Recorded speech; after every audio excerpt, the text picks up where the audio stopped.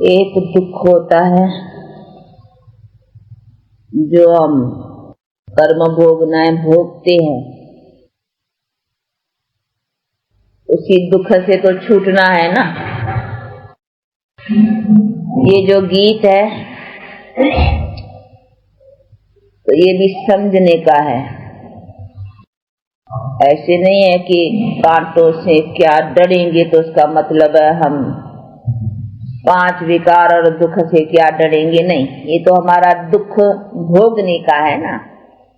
हाँ, उसी से अपने को छुड़ाने के लिए कोई कष्ट भी उठाना पड़े तो उसी कष्ट से क्या डरेंगे, समझा। जैसे गीता में भी कहा है ना कि जो अभी तुमको अमृत लगता है वो अंते जहर है, उसी जहर से तो डरना चाहिए ना। और जो अभी तुमको जहर लगता है, कठिन लगता है, वो अंते अमृत है, तो उस जहर से नहीं डरना है क्योंकि इसमें अंते सुखदायी है, समझा। पहला डिफिकल्ट लगता है, परीक्षाएं आती हैं, थोड़ा बहुत सितम सहन करने पड़ते हैं। वो तो जो भी आए हैं उन्होंने भी तो कष्ट सहन किए हैं ना। लेकिन वो कष्ट और वो जो हम अपने दुख में कष्ट भोगते हैं उसमें फर्क है ना। अभी गांधी था, गांधी को गोली लगी, हाँ भाई, ये कष्ट, लेकिन ये कष्ट तो उसका नाम हो गया ना भाई, देश की सेवा के लिए।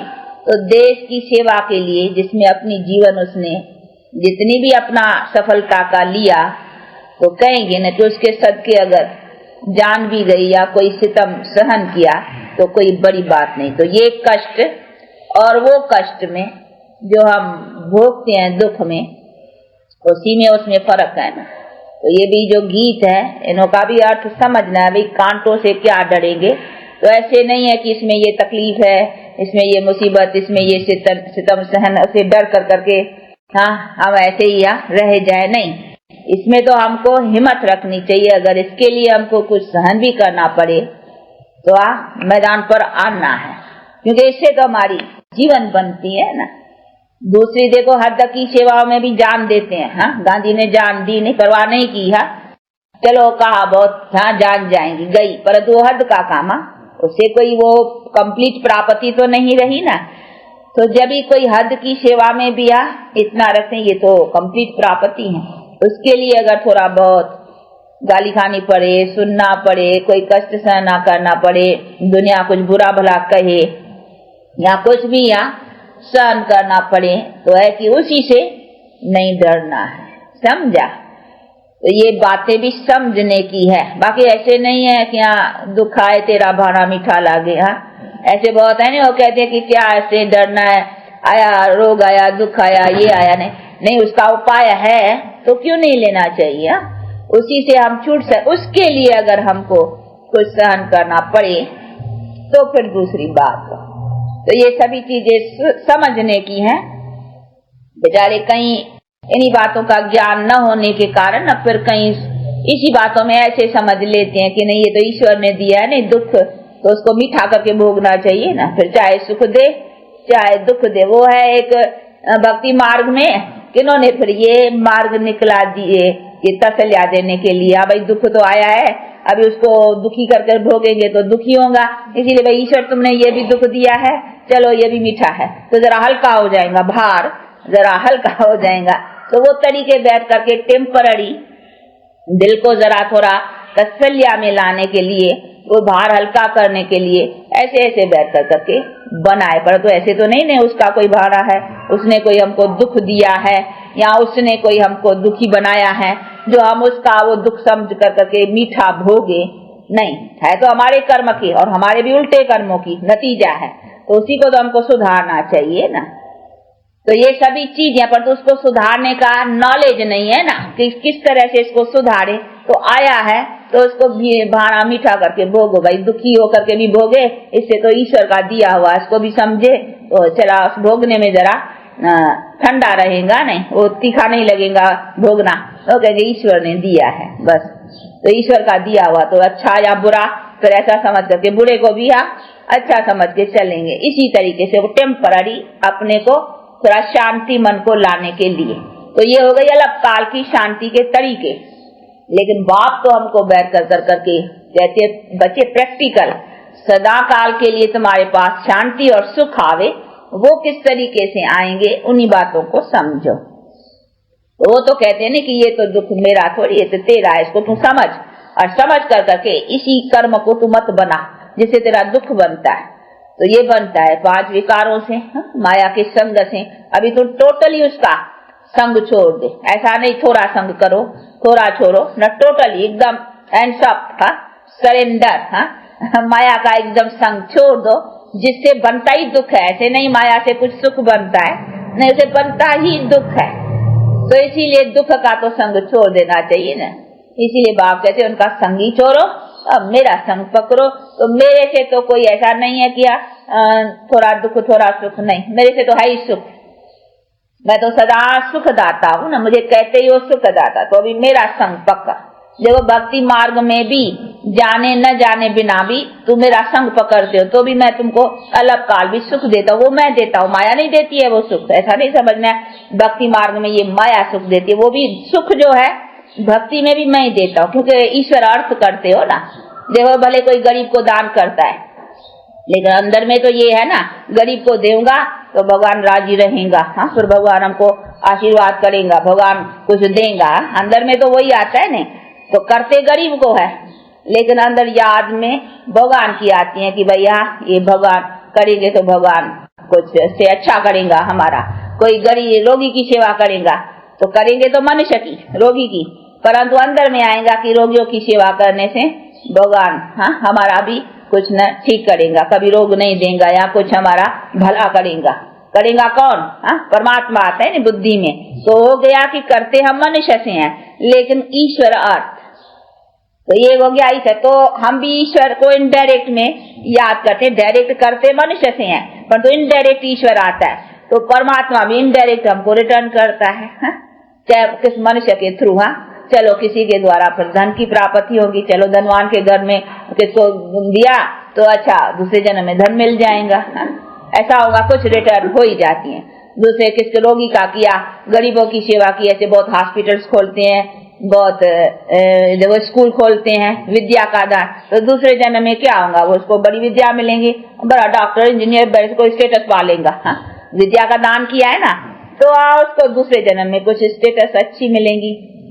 धन दान किया तो कोई धनवान के घर में जन्म मिलेगा, कोई रोगियों की सेवा की है तो चलो दूसरे जन्म में जरा हेल्थ अच्छी मिलेंगी, ऐसा ऐसा रिटर्न होता है। लेकिन करते तो ईश्वर अर्थ है नहीं, इनडायरेक्ट तो बुद्धि में ईश्वर आता है, पर तो करते मनुष्य के साथ में, तो फिर इनडायरेक्ट ईश्वर उसको देता है मनुष्य के थ्रू। वो भी मनुष्य के थ्रू ईश्वर को याद करते हैं, ईश्वर भी मनुष्य के थ्रू फिर उसको देता है। इसी तरह से वो तो भक्ति मार्ग चला इनडायरेक्ट वे में। अभी बाप कहते हैं डायरेक्ट, अब तो मैं आया हुआ हूँ ना डायरेक्ट, तो ये अभी तुम्हारा संबंध मेरे से डायरेक्ट है, इसीलिए अभी डायरेक्ट मेरे से तो सदा सुख की प्राप्ति करने की है। और किस तरह से वो बेहतर करके अपना सारा बातें समझाते हैं। तो ये अभी अपन उससे डायरेक्ट, अभी कोई इनडायरेक्ट मनुष्य के थ्रू नहीं है, नहीं, डायरेक्ट अभी बाप से तो हमारा कनेक्शन है अभी डायरेक्ट। तो ये ज्ञान मार्ग डायरेक्ट मार्ग है, भक्ति मार्ग इनडायरेक्ट मार्ग है। तो इनडायरेक्ट और डायरेक्ट ये भी तो समझना है, नहीं तो बाप डायरेक्ट आकर के ज्ञान भी डायरेक्ट देता है, किसके थ्रू तो मिल ही नहीं सकता है। मनुष्यों के द्वारा जो मिला उसको ज्ञान नहीं कहेंगे, इसीलिए कहते वो तो भक्ति हुई। लेकिन ज्ञान देता ही मैं हूँ ना, ज्ञान दाता ही मैं हूँ, दाता, ज्ञान सागर भी हूँ तो ज्ञान दाता भी मैं हूँ ना। ऐसे नहीं खाली ज्ञान सागर मैं हूँ, ज्ञान दाता है मनुष्य है, नहीं, सागर भी मैं हूँ, अथाह ज्ञान भी मेरे पास है सब, तो दाता भी मैं हूँ। तो ये सभी चीजें समझने की है ना। ऐसे नहीं है खाली अपने लिए ज्ञान सागर हूँ, मैं अपने लिए ज्ञान रख के क्या करूंगा, मुझे कोई अज्ञान थोड़ी है जो मैं ज्ञान रखूं। चलो हम तुम्हारा सबका ज्ञान मैं अपने पास रख करके कोई फायदा तुमको दूंगा, तभी तो मेरे पास ज्ञान का भी कुछ नाम होगा। नहीं, हम अपने लिए रखें, खाली जानता जाए ये चोर चोरी करता है, ये खूनी करता है, ये ऐसा करता है, खाली मैं जानता रहूं तो मेरा क्या फायदा हुआ। यहाँ चोर का भी क्या फायदा हुआ, चोर भी चोरी करता ही रहे, मैं खाली जानता रहूं। मैं अंदर सबका जानता हूँ कि नहीं ये चोर है, ये खूनी है, ये करता है, ये बुरा करता है, खाली हम देखता रहो और जानता जो, तो उसमें चोर का भी फायदा क्या हुआ और मेरा भी फायदा क्या, खाली सारा दिन हम यही सोचता रहूं। हाँ, ऐसा नहीं है, मैं जानता हूँ, उसी जानने का फिर फायदा देता हूँ ना। फायदा देता हूँ तब तो तुम मुझे याद करते हो, गाते हो कि हे भगवान, हाँ तुम ऐसा है, तुम ऐसा मेरी महिमा करते, तो जरूर मैंने तुमको कुछ दिया है, तुम मेरे से कुछ पाया है। कभी भी कोई मनुष्य भी मनुष्य से कुछ लेते पाते हैं, तभी तो एक दो की महिमा होती है ना। भाई गांधी, भाई क्यों, उसने हमारे लिए कुछ किया, तभी तो हम उसकी महिमा करते हैं। नहीं तो उसने हमारे लिए कुछ नहीं किया होता तो हम उसको याद क्यों करते, उसका गाते क्यों, उसकी महिमा क्यों करते। तो एक दो के प्रति कोई कुछ करता है तभी उसकी महिमा है। तो परमात्मा को भी सभी याद करते हैं, प्यार करते हैं, प्रेम करते हैं, और जब भी दुख आता है तभी याद करते हैं। तो जरूर है उसने हमारे दुख के समय पर कोई ऐसी सहायता की है, तब तो हम उसको याद करते हैं कि अभी तू सहाय हो। और गाते भी ऐसे हैं कि सहाय हो, तेरी अभी सहायता की जरूरत है, अभी मनुष्य का काम नहीं चलेगा, अभी मनुष्य की सहायताएं नहीं चल पा सकेंगी, तब फिर मुझे याद करती हो। और ऐसा होता है, देखो जब सबसे दिल हट जाती है ना, फिर भगवान याद आता है। कोई से नहीं होता है, बाप से, भाई से, इधर से सब, तो फिर भगवान याद आता है, कहते देखो अभी तू ही है। साहब से जब नहीं बनती है या कोई ऐसी बात होती है तो फिर भगवान याद आता है।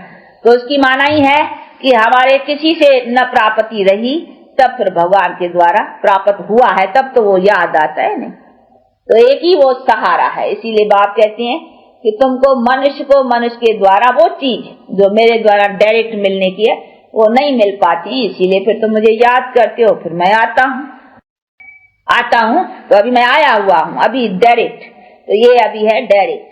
इसीलिए बाप कहते हैं अभी मैं भी देखो डायरेक्ट तुमको ये सब समझा रहा हूँ, और तुम भी मेरे से अभी संबंध, रिलेशन डायरेक्ट जोड़, और जोड़ कर करके अभी मेरे से जो कुछ डायरेक्ट प्राप्ति है वो लियो। तो अभी लेना चाहिए ना। तो ये बुद्धि में आनी चाहिए कि ये हमारा कोई मनुष्य के द्वारा नहीं है। मनुष्य के द्वारा ऐसे नहीं समझना ब्रह्मा के द्वारा हमको मिलता है, नहीं, ब्रह्मा भी उससे लेता है ना। वो तो सिर्फ ऑर्गन्स का टेम्पररी परमात्मा सहारा लेता है बोलने के लिए, बाकी सुनाते तो वो है ना। ऐसे नहीं ब्रह्मा सुनाते हैं, ब्रह्मा के थ्रू, परंतु थ्रू मीन्स है इसका ऑर्गन्स का आधार लेते हैं, लेकिन सुनाता तो वो है ना। नॉलेजफुल जो गॉड है वो सुनाता है, और उसके साथ वो ब्रह्मा भी सुनता है, उसकी भी सोल है ना ब्रह्मा की, यहाँ वो भी सुनती है और हम भी सुनते हैं। हम भी तो आत्माएं सुनती है ना, ये कौन सुनता है, आत्मा सुनती है। तो ये सभी चीजें बैठ कर करके बाप समझाते, जैसे तुम भी शरीर के द्वारा आत्माएं सुनती हैं, वैसे जिस शरीर में मैं आता हूँ उसको कान भी है ना, तो कानों से वो आत्मा सुनती है, मुख से मैं आत्मा बोलता हूँ। दो सोल है ना दो आत्माएं हैं। तो एक ऑर्गन मैं ले लेता हूँ, परंतु किसी टाइम वो भी बोलता है, किसी टाइम मैं भी बोलता हूँ। ऐसे भी नहीं सारा समय मैं बोलता हूँ। चलो घंटा डेढ़ मुरली चलाई बाबा ने, वैसे भी नहीं है कि घंटा डेढ़ कोई बाबा नहीं बोला, शिव बाबा नहीं बोला, नहीं, कभी बीच में ब्रह्मा भी, जैसे हम आत्मा भी बोल सकती है ना। अभी देखो मम्मा की आत्मा या जो भी टीचर्स हैं तो वो बोलती है ना, तो जैसे वो बोलती है वैसे ब्रह्मा भी तो बोल सकता है ना। ऐसे थोड़ी है कि बस ब्रह्मा के तन में वो ही बोलेगा। ब्रह्मा अपना भी तो नॉलेज जो धारण किया है वो सुना सकते हैं, जैसे हम भी धारण करके सुनाते हैं।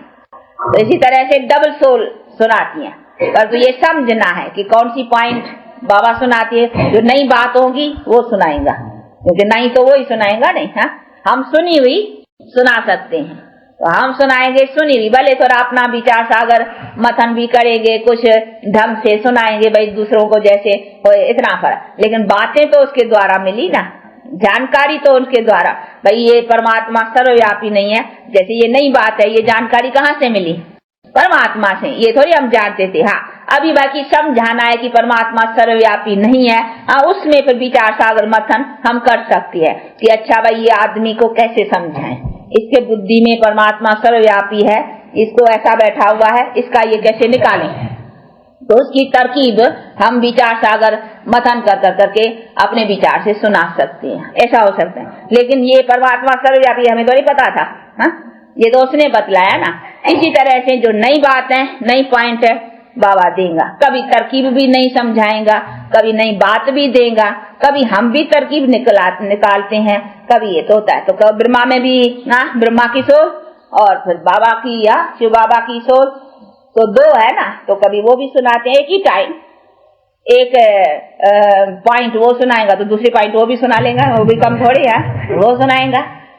तो ये सभी होता है, परंतु ये ऐसी बात है जो देखने से समझ में नहीं आएगी। हाँ, आप सुनेंगे बाबा के मुख से मुरली तो ऐसे समझ में नहीं आएगा कि ये शिव बाबा बोलता है या ये ब्रह्मा बाबा बोलता है, कौन बोलता है।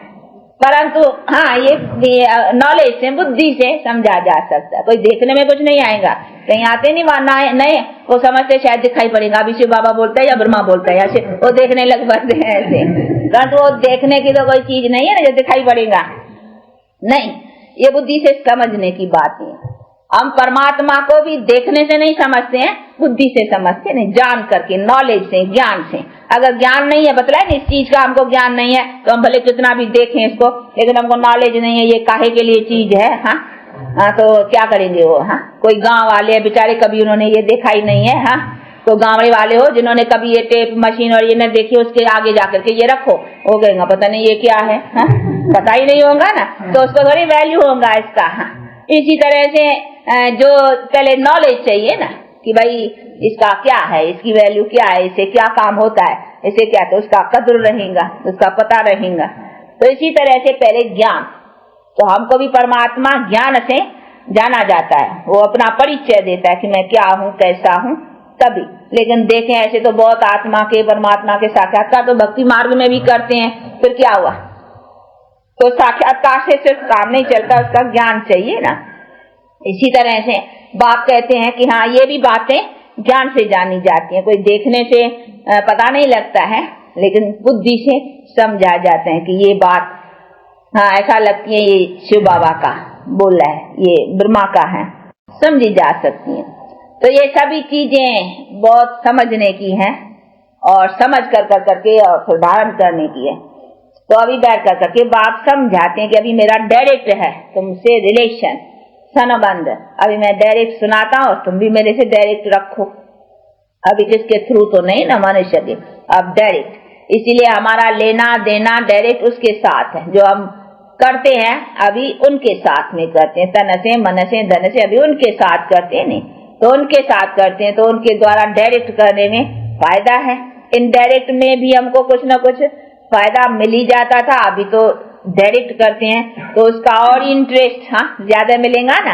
हाँ, 1 का 10 गुना, 100 गुना, 1000 गुना ज्यादा मिलेगा, क्योंकि डायरेक्ट उसका हम संबंध जोड़ करके उसके साथ सौदा हाँ डायरेक्ट करते हैं। तो अभी हम सौदा डायरेक्ट करते हैं, एक्सचेंज करते हैं। और बाप कहते हैं बच्चे पुराने दियो और नए लियो, एक्सचेंज, सब एक्सचेंज, बॉडी एक्सचेंज, आत्मा भी इम्प्यूरिफाइड से प्यूरिफाइड, सब एक्सचेंज। हाँ, उससे हमको सब सारा संसार एक्सचेंज में मिलता है। तो अभी उसकी एक्सचेंज में लेना, देखो वो तो बड़ा धनी कहो क्या कहो, उसको धनी भी क्यों कहा, उसके पास तो सब अथा है ना, इसीलिए उसके पास सब उसी से हम लेते हैं तो हम कितने भरपूर हो जाते हैं। इसीलिए कहते हैं झोली, और झोली भरते हैं ना कि भगवान दियो, परंतु इसी झोली में नहीं। हाँ, ये हमारा ये झोला है ना, बुद्धि झोला है, उसमें नॉलेज भरते हैं, उसी से फिर हम आत्मा सदा प्रालब्ध सुख की लेते हैं। तो आत्मा का झोला ये नहीं है, ये तो शरीर का झोला है। आत्मा का झोला बुद्धि है, जिस बुद्धि में हम ये सब भरते हैं, जो संस्कार भर के जाते हैं, वो फिर हम संस्कारों की प्रालब्ध लेते हैं। तो अभी उसमें भरना है नहीं, आत्मा में मन बुद्धि जो है उसी में सब भर के ले जाना है। तो आत्मा में कैसे भरा जाता है वो बैठ कर करके बाप अभी इतनी छोटी सी आत्मा में देखो कितना सब 84 जन्मों का पाठ और कितना ये सब है, तो छोटा सी वो देखो कहते नहीं एटॉमिक बॉम्ब से, वो कहते हैं जरी कण। हाँ, ये है क्या, इतनी चीज बिल्कुल छोटी, लेकिन पावर देखो उसकी कितनी है। जैसे इतनी छोटी की वो पावर है, वैसे ये भी आत्मा इतनी छोटी की बड़ी पावर है। इसमें कितना पाठ, कितना जन्मों का ये सब चलता है। तो बाप बैठ कर करके अभी समझाते हैं कि बच्चे ये अभी आकर करके तुम्हारा लास्ट जन्म का हिसाब रहा है, अभी इसमें फिर तुम्हारा सारा जन्मों का अभी फिर नया खाता भरता है। वो कैसे भरता है, फिर अभी नया खाता को बैठ कर करके बाप दिखलाते हैं कि कैसे भरो। भरो तो ऐसा भरो जिसमें तुम सदा सुख पाते चलो। तो अभी फिर अपने को नया भरने का है। तो अभी ये सब अपने को एक्सचेंज कर करके पुराना एक्सचेंज और नया लेना है। तो अभी एक्सचेंज सौदा है नहीं, हाँ वो एक्सचेंज सौदे करते हैं नहीं बहुत, हाँ पुराने बर्तन लेते हैं नए देते हैं, कहीं एक्सचेंज सौदे होते हैं ना, तो ये भी एक्सचेंज सौदा है। इसीलिए कहते ये दे सेट सभी संबंध जो भी कुछ है ये पुराना मुझे दियो मैं तुमको दे, और दे सेट सभी संबंध सब नया दूंगा। तो ऐसा सौदा करने में कोई नुकसान है? हाँ बड़ा फायदा है। तो इसलिए ऐसे फायदे को पाने के लिए आगे बढ़ना चाहिए, इसमें नुकसान ही क्या पड़ता है। तो ये एक्सचेंज सौदा है, तो एक्सचेंज करो। इसमें रखा ही क्या पुराना, दे में क्या है, हाँ रोगी दुखी ये फलाना देखो अकाले मृत्यु। हम अगर इसी देह से ममत निकाल करके और देह से संबंधों से ममत निकाल करके अभी हम बाप के हो जाएंगे तो फिर हमको एक्सचेंज में दे भी अच्छी मिलेंगी, हाँ और फिर हमको सारा संबंध देखो लक्ष्मी नारायण का संबंध कितना अच्छा है। ऐसा संबंध मिले पति पत्नी और बाप बेटे, हाँ और सभी ऐसे, तो ऐसे संबंध मिले तो अच्छा है ना, उसमें हम सदा सुखी रहेंगे। इसमें तो दुखी दुख है ना, राजा प्रजा सब संबंध अच्छा हो जाएगा ना। ऐसे मनुष्यों की इन्हीं के हम राजा प्रजा होकर करके यहाँ सुख पाए तो देखो कितना सुख हो जाएगा। इसमें कभी होगा अन्न नहीं मिलेगा, कभी यहाँ कोई दुख होगा या कहीं बातें कुछ नहीं। कुदरती आपदाएं भी कंट्रोल में, हाँ यानी वो भी सतो प्रधान, कोई कभी ऐसा नहीं फ्लड्स हो जाए फिर हमारा अन्न चला जाए, नहीं कभी इसके ताकत से ऐसो के फिर हमारा सब प्रकृति भी पूरी सर्विस करती है, क्योंकि हमारे कर्म श्रेष्ठ की प्रालबद्ध रहती है ना। तो इसीलिए बाप कहते हैं तो देखो तुम तुम्हारे सब संबंध कितना अच्छा बनाता हूँ, सब सुख है तुमको, कोई लड़ाई नहीं, कोई झगड़े नहीं, कोई अशांति नहीं, कोई दुख नहीं है। तो कोई दुख न हो तो ये अच्छा है ना। ऐसे नहीं थोड़ा सुख हो फिर दुख हो फिर सुख हो, ऐसी नहीं, फिर उसमें तो सुख लगता ही नहीं है ना। धन होगा फिर कोई शरीर का रोग होगा तो सुख लगेगा थोड़े ही, धन होते फिर दुखी। अच्छा धन होगा कोई बच्चा ऐसा होगा हाँ नालायक तो फिर तो भी दुखी, हर तरह के दुख हो जाते हैं ना। तो बाप कहते हैं बच्चे तो मैं तो अभी तुमको सब कंप्लीट देता हूँ जिसमें तुम सदा सुखी रहो, कोई भी दुख की नहीं, कोई चिंता नहीं, कोई फिक्रात नहीं, मरूंगा कुछ करके जाऊं या ये करूं या अपना दीवा जगाऊं या अपना कुछ करूं ये भी चिंता नहीं, क्योंकि कर्म श्रेष्ठ की जन्म जन्मांतर की प्रालबद्ध है। उसमें ये भी नहीं कि हमको कुछ करके जाऊं, अपनी अभी तो बहुत जन्मों का बनाया है ना, वो चलता रहता है, खाते रहते हो तो उसमें वो भी चिंता नहीं। तो ये सभी चीजें बैठ कर करके बाप समझाते हैं कि एक ही बार मैं तुम्हारा इतना बना लेता हूँ और इतना बल देता हूँ जिसमें तुम बहुत जन्मों तक खाते और आराम से चलते रहो सब तरह से। तो ये सब इतना फायदा मिल जाए तो अच्छा ही है ना। तो ऐसे फायदे का काम अच्छा ऐसा सौदा करने में फिर थोड़े ढीला रहना चाहिए, हाँ नहीं उसमें चुस्त रहना चाहिए।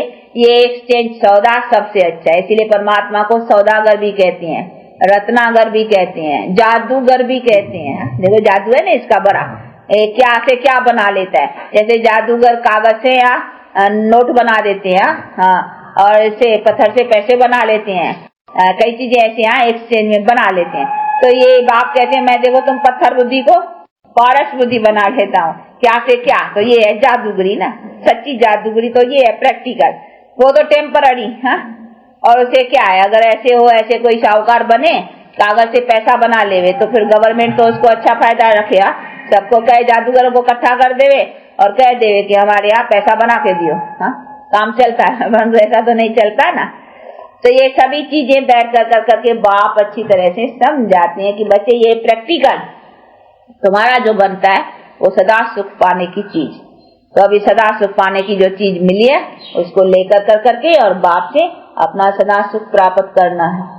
तो ऐसे पुरुषार्थ में लगे रहो, इसमें कोई भी सुस्ती नहीं, हाँ कोई गफलत नहीं, कोई ठंडा पुरुषार्थ नहीं, तेज पुरुषार्थ, ये रफ्तार तेज चलनी चाहिए, ये अपना ध्यान रखना चाहिए। और अपने में कोई खामी हो क्रोध की, लोभ की, मोह की, काम की, हाँ जो भी खामी हो, खामी समझते हो नहीं, जो भी अपने में बुराइयां हो वो बुराइयां निकालनी चाहिए, अपने में रखनी नहीं चाहिए। अगर कुछ वीकनेस हो नहीं निकल पा सकती है तो फिर उसका श्रीमत लेनी चाहिए, हाँ तो उसका मिलेगा, राय मिलेंगी, इस खामी को तुम ऐसा कर। जैसे डॉक्टर पेशेंट होता है, कोई अच्छा कोई दवा मिलती है परंतु फायदा नहीं पड़ा तो फिर डॉक्टर को बतलाने से फिर एक्सचेंज कर देगा नहीं दवाई। हाँ, तो अच्छा भाई तुमको इससे नहीं हुआ, चलो अभी इंजेक्शन, लिक्विड से नहीं हुआ चलो इंजेक्शन, इंजेक्शन से नहीं हुआ तो चलो ये दूसरी दवाई, फिर एक्सचेंज करेगा तो दूसरी कोई मिल जाएगी। तो फायदा तो इससे ही मिलना है ना, और तो कहाँ से मिलना है। चलो ये डॉक्टर छोड़े फिर दूसरा डॉक्टर लेगा, उसमें तो बहुत डॉक्टर है, एक छोड़ेगा चलो दूसरे से ले लेगा। इधर तो है ही एक, इसका इलाज करने वाला ही एक है और अथॉरिटी वो ही है, उससे ही होने का है। ऐसे नहीं है कि होने का नहीं है, होने का भी उससे ही है, परंतु कोई ऐसी तरह से उससे अपना इलाज लेवे ना। इसीलिए बाप कहते हैं कि देखो सब मुक्ति भी मैं देने वाला, जीवन मुक्ति भी मैं देने वाला, दोनों मैं देने। चलो तुम मुक्ति चाहो तो भी मेरे से, हाँ उससे मेरे से फायदा मिलेगा नहीं। इसलिए बाप कहते बच्चे अभी मेरे साथ संबंध जोड़ने से तुमको फायदा ही फायदा है, नुकसान की तो बात ही नहीं है। थोड़ा भी तो भी फायदा है, बहुत तो फायदा ही है, तो फायदा तो मेरे से ही मिलना है ना। इसीलिए फायदा क्यों नहीं लेते हो, उसमें ढीले नहीं, उसमें पुरुषार्थ ढीला नहीं रखने का। तो ये सभी चीजें हैं जिसको बहुत अच्छी तरह से समझते और अपने पुरुषार्थ को आगे रखने का है, इसको कहेंगे पुरुषार्थी। बाकी ऐसे नहीं है काम तो पुरुषार्थ तो थोड़ा बहुत करते ही रहते हैं, नहीं करना तो फिर जितना लेना है वो अपना एम रखना चाहिए। हमको लेना इतना है, माल इतना है, उसमें से हमको लेना है, ऐसे नहीं थोड़ा लिया ये भी अच्छा, हाँ नहीं, लेना तो जितनी है उसमें से हमको लेना चाहिए। जब चांस है इतने लेने का तो क्यों नहीं ले रहे, तो उसको कहेंगे ये लेने वाला अच्छा है। बाकी जरा सा ले लिया तो क्या हुआ, वो भी कहेंगे अरे तुम्हारे माल इतना मिलता है, तू लेता इतना है, अरे तेरे से किस्मत में नहीं है। उसी समय ऐसा कहने में आता है किस्मत नहीं है, तुम कोई कम वक्त हो, तुम्हारे आगे इतना वक्त आया और तुमने लिया इतना, हाँ तो कहेंगे अरे तुम्हारे तो किस्मत में नहीं है शायद, हाँ ऐसा कहा जाता है ना। तो अभी बाप हमारे सामने इतना आया, हाँ और हम उसे इतना लें जरा सा तो क्या कहेंगे कम वक्त, हाँ तो ऐसा थोड़ी बनना चाहिए। लेना तो पूरा लेना और लेना ही चाहिए, ऐसा भी नहीं है कि लेना तो पूरा लेना, नहीं तो नहीं लेना। हाँ कहीं पर ऐसे भी महामूर्ख निकलते, इसको फिर कहेंगे महामूर्ख। हाँ मूर्ख तो पहले ही है, पर वो समझते हैं कि इतना लेवे तो उससे तो न लेवे तो अच्छा है। हाँ तो ऐसे भी महामूर्ख, उसको फिर कहेंगे क्या महामूर्ख। हाँ ऐसे तो नहीं है ना, मूर्ख तो पहले ही है कि हम माया के संग में खो बैठे हैं, परंतु मिली चीज के में से चलो इतना नहीं तो थोड़ा भी, वो भी तो ठीक है, परंतु बाप फिर समझाते हैं कि इसने इतने में खुश नहीं होना है, तो न महामूर्ख बनो न कम वक्त बनो, समझा। तो ऐसा भी नहीं बनना है, इसीलिए अपने समझ को अच्छी तरह से रखते और अपना पुरुषार्थ करने का, वैसे पुरुषार्थ करते आगे बढ़ो। अच्छा आप लोगों का टाइम हुआ है, हाँ चलो आज देखो बाबा की टोली आई है, मालूम है। हाँ बाबा ने टोली मोकली भेजी है बेंगलोर वासियों के लिए, दिल्ली से। हाँ दिल्ली से एक आया है गोप, तो वो ले आया है। तो देखो बेंगलोर वासियों को बाप दादा हाँ कितना याद करती हैं, कितना प्यार करती हैं, आप लोगों के लिए टोली भेजे, इसीलिए आज हम खिलाते हैं आप लोगों को। बाबा की टोली है ना, बाबा ने प्यार से भेजी है, फिर हम भी प्यार से खिलाएंगे ना। हाँ तो आज हम खिलाते हैं, ठीक है। हाँ चलो